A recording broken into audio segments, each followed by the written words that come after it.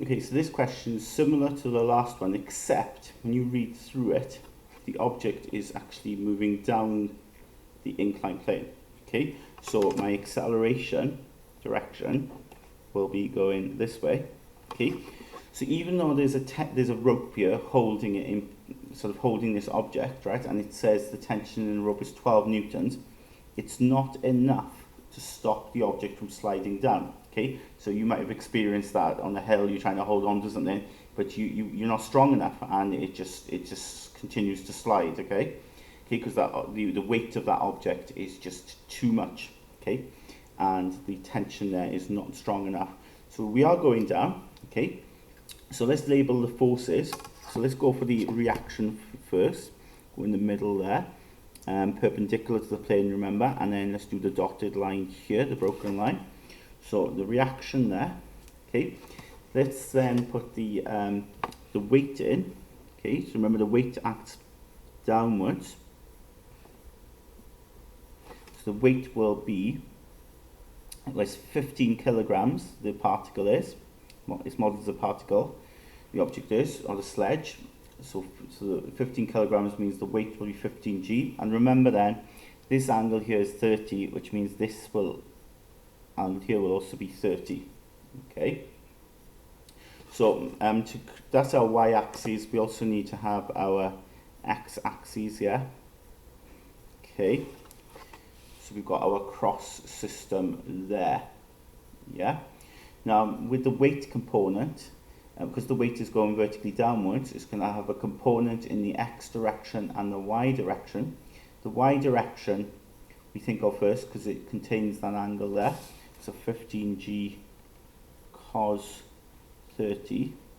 Okay. And then the other way then will be 15g sine 30. Okay. We've got almost all the forces there, but remember this is a rough surface where the coefficient of friction is 0.2. Okay, so friction will be acting.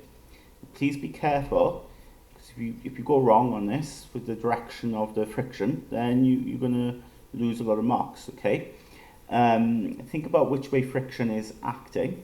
Okay, now friction, remember, always opposes motion. Okay. So friction always opposes the motion. So if it's sliding down the hill, friction will be working against it. So friction will actually act up the plane, won't it, this time? Okay, because it's opposing the direction it's going in. This object is going down the plane, so friction will act up the plane. Okay, it always fights against the direction you're going in. So then we've got our forces in. It's a simple case then of applying Newton's law, okay, in both directions. Now perpendicular, I think I would do first because it's perpendicular to the plane is easy because the forces are balanced, aren't they? If you look at the x and y axes here, there's the x axis, here's the y axis. There's no movement. There's no movement vertically, isn't there, in this case? Okay, if you think, oh, there's no, I shouldn't say vertically, in the y direction. There's no movement in the y direction, so the r there will equal to the 15g cos 30. Okay. All right, so we'll have that there. Then let's resolve in the direction of motion, which is parallel to the plane. Okay, so we're going to apply Newton's second law. So remember then the resultant force equals to mass times acceleration. So resultant force, well, this is going to be the biggest force, isn't it? This here. Okay, 15g sine 30, because it's the weight component that's actually strong enough to pull it down the plane. Take away then that tension in that rope, that somebody's holding it back, so there's not much of a tension, but there's 12 newtons holding it back, and of course take away the resistance then of the friction, and that will equal to the mass times acceleration, so 15 times a, yeah? Alright, so then all we need to work out is friction, and then we can determine acceleration. So remember then, friction and its max, and it's moving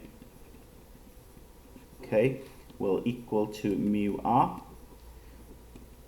So mu is 0.2, and the reaction then is, the normal reaction is that 15 times g times cos 30.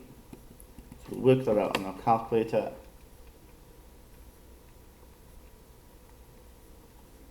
Comes out to be 25.46, okay, 11.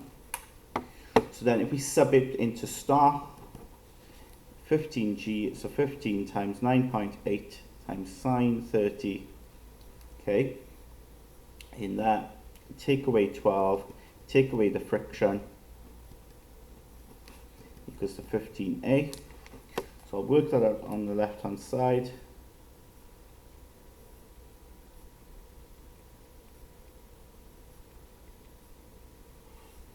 I get 36.0389 equals 15a, and then divide by the 15 to get the a.